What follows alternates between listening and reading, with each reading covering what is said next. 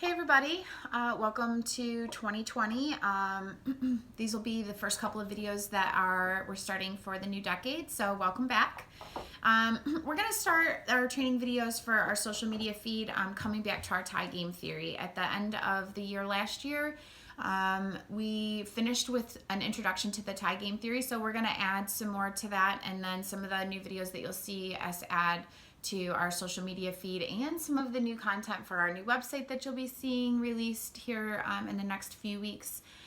We'll be following up on our generational training and more to come on our Phoenix training, and some more to come again as the tie game theory continues to release. So let's jump right in on the tie game theory. So we talked about the tie game theory about setting goals, and many of us, especially at the beginning of the year, were forced into the whole resolution game, and as I shared my own story, I don't necessarily buy into the whole resolution game just because it's never really worked for me. And being in a sales career, I've always found the most success that I have had has been to pick an arbitrary date and start from right there, rather than putting it off or doing what works for everybody else. I like to do what works best for me because I'm the one that has to reap the rewards, or on the other side of the token, deal with when I don't do what I promised myself I would do. So the tie game theory talks about setting a goal that is realistic and at the same time a stretch goal, and figuring out what it's going to take to make it happen every day on the same task, and make it something that's going to actually stretch you outside of your box. So that was the first introduction to the theory and how it actually works. So when we talk about a tie game and what we look at, if we were in a game and we looked at the scoreboard and it was a tie score, whether it be the 2 minutes into the game or 2 minutes left in the game, we have the same reaction to a tie game no matter how much time is left on the clock? Do we have the same plan no matter how much time is left on the clock? Because the reality is that we don't know how much time is left on the clock. We may have a monthly sales goal, we may have an annual sales goal, we may have a deadline that we have to meet for a client, or maybe we have a fitness goal and we are working towards a race or a fitness group that's working towards a goal. But we, in the grand scheme of things, tomorrow could be our last day.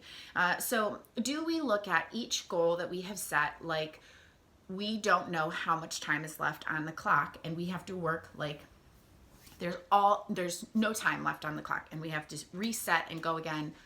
Tie game. So with that being said, if we picture that and you close your eyes and someone describes that situation for you, if I ask you what position you play, pick your favorite sport, whether it be football, basketball, soccer, team sport probably works best for this scenario. Where do you picture yourself on the field? So pause the video if you need to, but I want you to really give it some thought. Let's use football, and I'll be perfectly honest, so no need to message me if I screw this up, but are you the quarterback? Are you the receiver? Are you on offense? Are you on defense? Are you on the defensive line? Do you feel like you are constantly reactive in your business and you can't really make strides to move the ball or move the needle to a successful place where there's potentially more money on the table? Are you constantly receiving the ball that somebody else is throwing? Are you not in control of the game until somebody else hands it off to you? Or do you feel like you're the quarterback? Do you feel like you're running and you're calling the plays, and maybe not everybody else is on the same play that you are? Are you a manager? Are you the coach? But maybe the message that you're delivering isn't getting to all of the players. let's be honest, if you're watching these videos, you feel like there's ground that can be made up. So it's not an ideal situation that you have going on. Maybe it's a home life situation, and that's perfectly okay as well. It doesn't have to necessarily be a work scenario. So the idea is close your eyes and just picture whatever scenario you see yourself struggling in, which player are you on the field? Maybe you're the water boy. Maybe you're the support staff. Maybe you're the trainer. Maybe you're whichever position you feel like you are. Identify it and feel free to shoot me a message. Respond to the video. You can openly comment.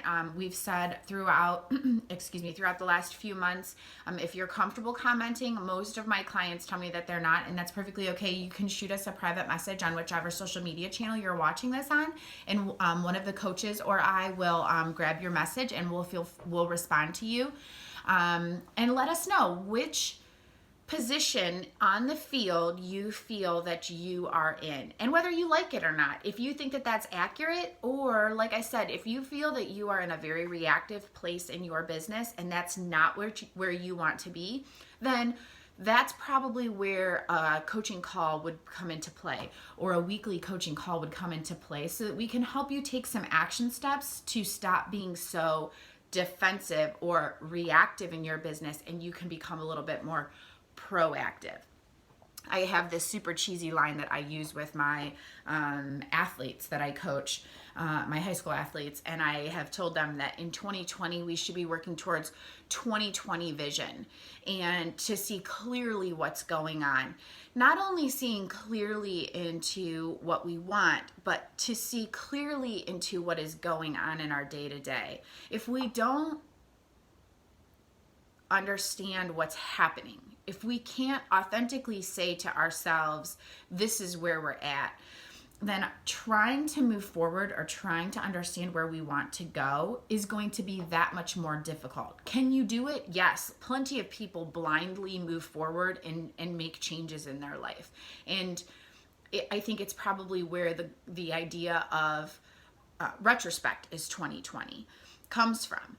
But it would be so much easier if we just take some time to take a deep breath and take a clear snapshot of where we're at right now. Are we tired? Do we even like where we're at? And not liking where we're at is completely okay. It's one of the reasons why we're willing to make change. Being not okay is a reason to make change. If you like where you're at, that's perfectly okay, because that means you're willing to do what it takes to stay where you are, or maybe even make some positive changes. But take a firm look at where you're at and just understand it. Like it, don't like it, but then that makes it all that much more appropriate to make better goals, and goals that actually work, rather than just plucking them out of the sky or saying, hey, I liked her goals. Hey, his goals sound accurate. Let me use those, or let me tweak those and make them more yours. So, tie game theory, second video. This is going to be not so much understanding that you need goals and that your goals should be different and they should be consistent, but where you are on the field. What is your role, and what does it look like today?